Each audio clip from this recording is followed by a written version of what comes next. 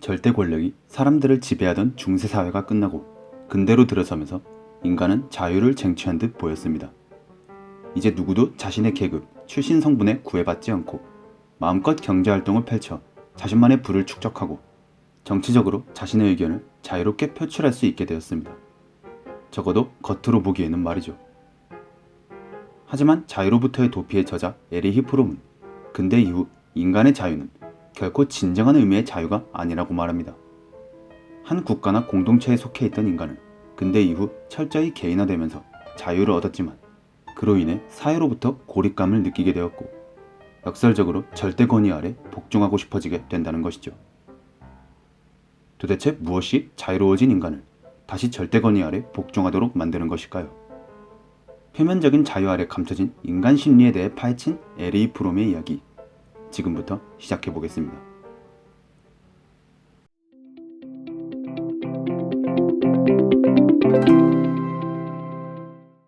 근대 유럽과 미국의 역사는 중세까지 인간을 속박해온 절대왕정 체제에서 벗어나 개인의 자유를 얻으려는 노력을 중심으로 전개되었죠. 이로 인해 자유시장 경제와 정치적 민주주의, 종교적 자유가 사생활의 개인주의와 같은 자유를 획득한 사람들은 기존의 교회와 절대주의 국가의 지배를 뒤엎는 데 성공하였습니다. 그러나 이러한 자유를 얻는 과정에서 인간은 그 자유로부터 불안함을 느끼게 되었다는 겁니다. 왜 이런 현상이 벌어진 것일까요? 근대 이전의 사회는 혈연과 지연을 바탕으로 한 권위적인 구조를 가지고 있었죠. 이는 개인의 자유가 제한되지만 그만큼 한 집단에 대한 안정적인 소속감을 사람들에게 제공하였습니다. 그러나 근대 사회로 진입하면서 사람들은 철저히 개인화됩니다. 한 국가나 체제의 권위에 속박되어 있던 인간이 갑자기 그 속박으로부터 벗어나자 불안해지기 시작했죠. 이제 더 이상 자신을 하나의 소속감으로 묶어줄 무언가가 없고 세상의 모든 것 앞에 개인은 혼자가 된 겁니다.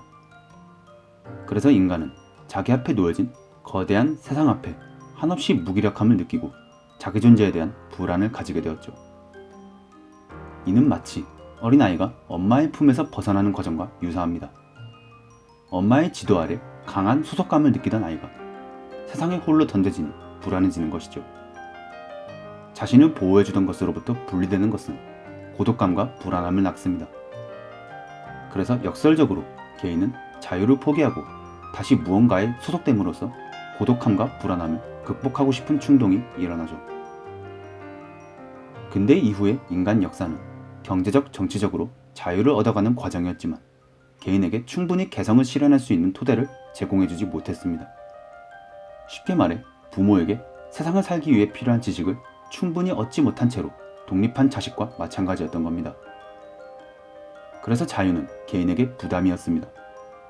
그 어떤 지침도 없이 자유만을 얻은 근대의 개인들은 자신은 속박했지만 안정감을 제공했던 이전의 체제에 복종하려는 경향을 보이게 되었다는 것이죠. 에리히 프롬은 인간의 이러한 역설적인 행동에 대한 대표적인 역사적 예시를 하나 듭니다. 바로 종교개혁이죠. 저자는 15, 16세기에 일어난 종교개혁에서 근대 이후에도 발견할 수 있는 사회적 양상을 보았습니다. 세월의 차이가 있음에도 불구하고 이 두 시기는 어떠한 공통점이 있었던 것일까요? 종교혁명 전의 사회는 자유가 없었습니다. 모든 사람은 태어나자마자 사회에서 정해진 역할이 있었고 그 사회적 역할에서 벗어날 수 없었죠. 그래서 속박되어 있었지만 이들은 혼자가 아니었습니다. 자신이 사회에서 맡은 역할만 충실히 하면 그 사회의 일원으로서 안전을 보장받았던 겁니다. 하지만 이런 중세가 지나가면서 사회 구조가 급격히 바뀝니다. 중앙의 권위는 점차 약해지고 개인의 자유가 점차 중요해졌죠. 이렇게 개인은 사회적 역할을 정해주던 계급사회에서 벗어나 자신만의 세계를 확립하는 개체로의 삶으로 나아갑니다. 저자는 르네상스를 이러한 시기의 대표적인 예시로 들죠. 기존의 계급제 사회에서 벗어나 개인이 각자의 경제활동을 자유롭게 시작하면서 부를 획득한 부르주아 계층과 그렇지 못한 중산층으로 나뉘게 되죠. 그들은 중세의 사회 구조에서 벗어나 자신만의 삶을 즐기기 위해 서로 경쟁합니다. 결국 자본이 개인의 운명을 결정했으며 인간은 그 자본을 차지하기 위해 서로 치열하게 대립했죠. 모든 사람이 잠재적 경쟁자이기 때문에 타인과의 관계는 소원해집니다. 각 개인은 자유롭게 자본을 차지하기 위해 고군분투하지만 이제 더 이상 중세 이전에 느끼던 강력한 소속감은 없었죠. 이 상황에서 루터주의와 칼뱅주의가 나타납니다. 성공한 부르주아가 자본을 독차지하며 그 외 계층들을 착취하는 과정에서 빈민층과 중산층은 무력함과 삶에 대한 불안함을 느끼게 됩니다. 하지만 그 모든 상황은 스스로 헤쳐나가야 했기에 이들의 삶은 막막하기만 했죠. 여기서 루터와 칼뱅은 이들에게 안정감을 줄 수단을 제공합니다. 바로 신의 절대적인 권위였죠.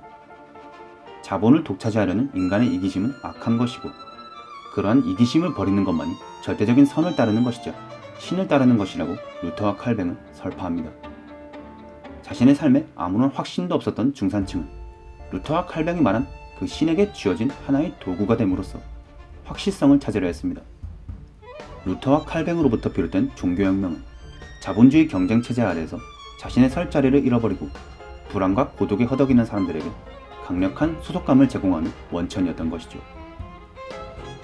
이렇게 경제적, 정치적으로 자유를 얻은 듯한 근대 이후의 개인은 철저히 자유로부터 도피를 하게 됩니다.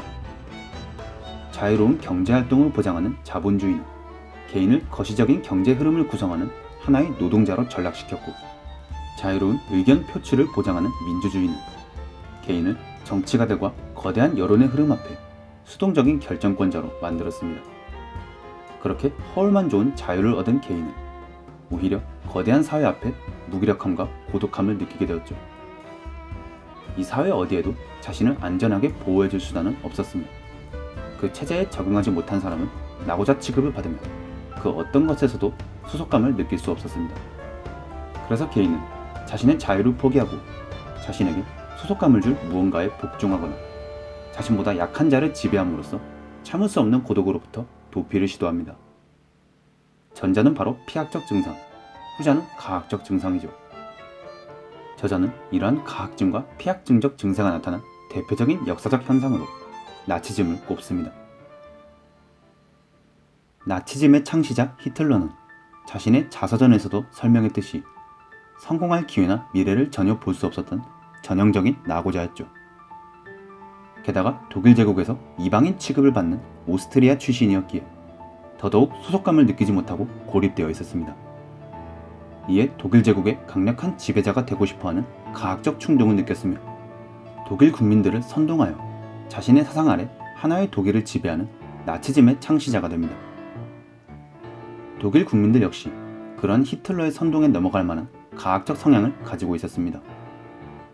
독일은 1차 대전의 패배 이후 경제적 몰락을 겪었고 이에 수많은 국민들의 사회, 경제적 지위는 급격히 낮아졌죠. 그래서 어디에서도 인정받지 못해 무력함과 고독함을 느끼는 상태였습니다.